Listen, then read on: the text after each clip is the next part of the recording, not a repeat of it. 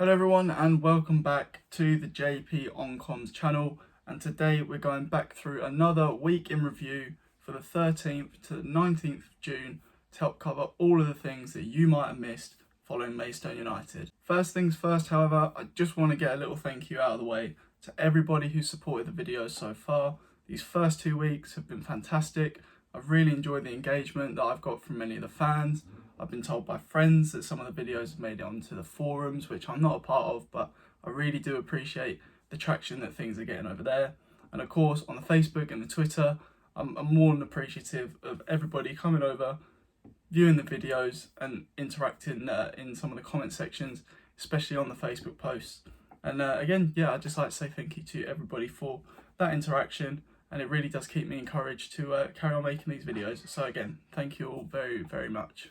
So on to the video and this previous week in review. So starting off on Monday, June the 13th, the Vanarama National League announced an announcement for the upcoming fixture scheduling for the new 2022/23 season. They announced that the fixtures were to be announced on the 6th of July. So although I haven't got any specifics as of yet, as soon as the 6th of July does come around, I will be making a video just discussing what the prospective season is going to look like for the Stones, detailing where we're going to be travelling on some of the big occasions such as Boxing Day, New Year's, first day of the season, last day of the season. And the Stones have been at home on the opening day of the season in 9 out of their 10 last seasons, with the only trip being to Sutton away. So, fingers crossed we do get another big home tie, and we can all, of course, travel down and give the team our support on that first opening day of the season. And again, continuing on from the fixture announcements, once the fixtures are announced on the 6th of July, it will detail that the start of the season is on the 6th of August, and the end date for the season is the 29th of April. Both are Saturdays. Both will, of course, be 3 p.m. kickoffs. So if you are certain that Maidstone are going to have a big last game of the season, or you do want to make sure you're available for that first game of the season, then do book off the 6th of August and the 29th of April for the first and last game of the season, respectively. So on to Tuesday now, the 14th of June, and a couple of announcements from some of the Stones players themselves.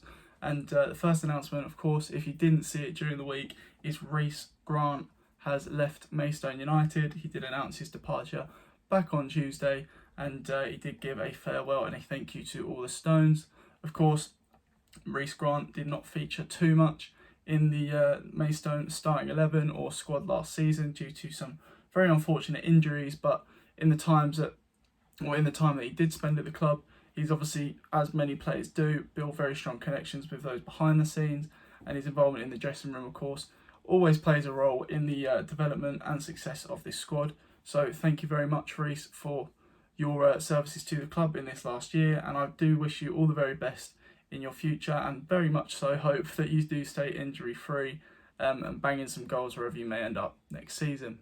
So continuing with the Tuesday 14th announcements, Juan Luque also posted this photo in which he showed himself entering surgery on his knee. So that is, if you weren't aware, against Dartford in the away game where we did beat them 1-0. Thank you, Dartford. Luque did sustain a very serious knee injury back then, which of course is going to require some surgery, and this surgery is expected to keep him out until at least that winter period, perhaps into the new year. So we are going to be waiting a little while to see our Spanish man back on that left flank. But of course, again, same goes for Luque as it does for all of our injured players. I do wish you the very best in your recovery, and hopefully we'll be seeing you back in action sooner than expected. So no news for Wednesday, but on to Thursday of last week, and we did, of course, have Luque's birthday. So following on from that surgery on Tuesday, not always the best conditions to celebrate your birthday, but turning 30, of course, is a big thing for Luque, something definitely worth celebrating despite the adversity he's faced with his injury and his surgery this week. So of course, happy birthday to Juan for that.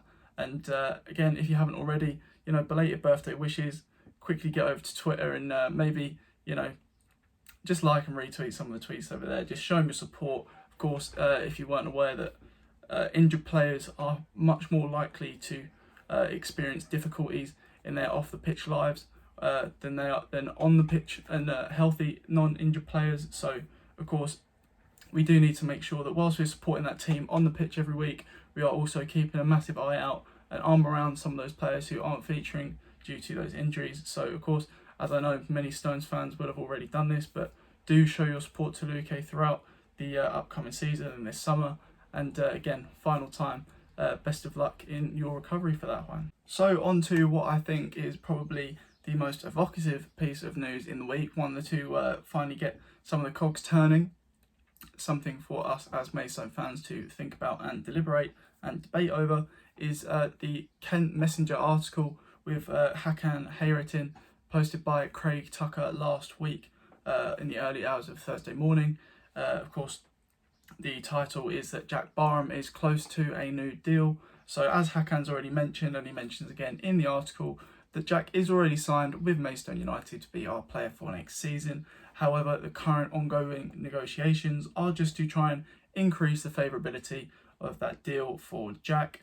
Of course, Hakan mentions in the article, if you haven't read it, that all of the players are, of course, well, he's trying to do his best for the players and make sure that those who performed exceptionally well last season are rewarded effectively going into this new National League season.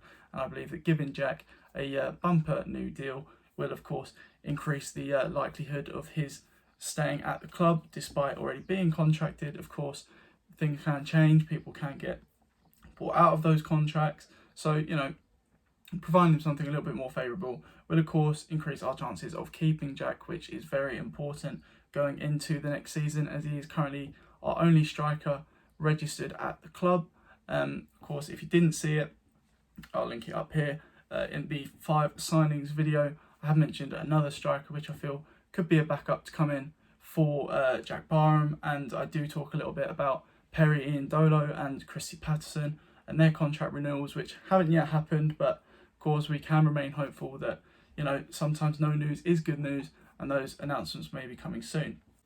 So just to create a little bit more discussion from that Hakan Hayretin interview and article released last week, Hakan also mentioned in that news article that he is hopefully going to be in a position this time next week, so meaning this week on Wednesday or Thursday, to announce 2 or 3 new signings.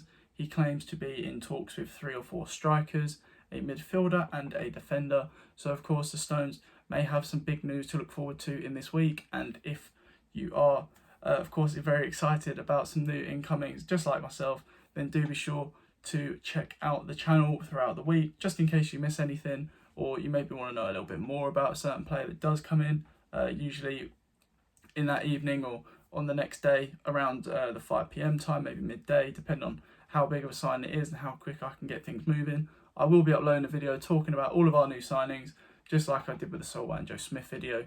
So, of course, do stay tuned for that. One more thing from that Hakan Hayretin article regarding that Christy Patterson contract situation is that Hakan does say, and again, it may just be a little bit slip of the tongue, it may not be anything to read too much into, but he does say that next season we do have Christy Patterson, who is an option to fill in for Luque on that left wing following his injury. So, of course, Christy Patterson's contract extension has not been announced, but Hakan does say that he is someone who could cover for Luque in that position. So one can only hope, fingers crossed of course, the impact player that Christy is, he will be staying on for the next season in the National League. So on to the last announcement of the week, and away from that Maidstone first team, the Academy Awards on Saturday were announced. So that's the players who did feature for the Academy in this last season did receive their Player of the Year awards, and the overall Academy Player of the Year was Alfie Giles. Alfie is someone who, of course, did feature in that Kent Senior Cup game against Tunbridge Angels away earlier on in the season on the bench. And going on to the Academy first team and their awards, we look at the Manager's Player of the Year, who was Jack Muir, who also did feature on the bench in that Kent Senior Cup game against Tunbridge. I have watched both of those players throughout the season, very intermittently, I must admit, but on occasion I have watched a few under-23 games and they have looked fantastic. These players are quite small, agile, very good going forward, very good carrying the ball, moving the ball forward. So hopefully these two can make that step up into the first team squad once again for some of the cup games next season, or maybe even more, of course. And the player of the season for that academy first team was, of course, Harley Earl. So congratulations to him as well. Harley is someone who already received his first team call up into the National League South a couple of times last season. He was in that squad on the bench consistently, especially when Tom Hadler was suspended for quite a few games at one point in the season. Of course, Yusuf Mersin did fill in the first team, but his backup on the bench was Harley Earl. So congratulations to all three of those players on those awards for the season, and onwards and upwards, of course, and hopefully we can see a little bit of a breakthrough into that first team again a little bit more prominently for the upcoming season. So there is unfortunately the end of the week in review. This previous week's news, the 13th to the 19th, was perhaps lacking those big announcements that some of us may have been hoping for, and didn't quite match the previous week, I think, in its reception. However, some very big announcements, of course, did come from this previous week. Most prominently, the departure of Reece Grant, of course, from that first team squad. Juan Luque, his birthday and surgery in the same week. And again, best of luck to both of those players in their future and, of course, the upcoming season, more specifically for Juan and his recovery. We also looked at some of the academy awards given out for the last season. So again, congratulations to those players. And of course, the most speculative article of the week, the Hakan Heritin Kent Messenger article. If you haven't seen it, I am going to link it in the description below so you can get a full read through and a little bit more of an in-depth dive as to what I've covered in this video. But speaking of the video, if you did enjoy it, please do click that like button. And if you're looking for Maidstone content on a more consistent basis, a couple times a week, maybe more, then do feel free to subscribe to the YouTube channel, JP on Comms. Drop me a follow on Twitter as well. I will be just retweeting and giving a few opinions throughout the week over there. Some ex-Stones content I do occasionally come across where they're on the move too. So if that does interest you, drop me a follow over there, JP on Comms. And again, do subscribe to the channel. Keep coming back and I'll be bringing you all the latest on Maidstone United. So thank you everyone for watching, and I'll catch you all next time.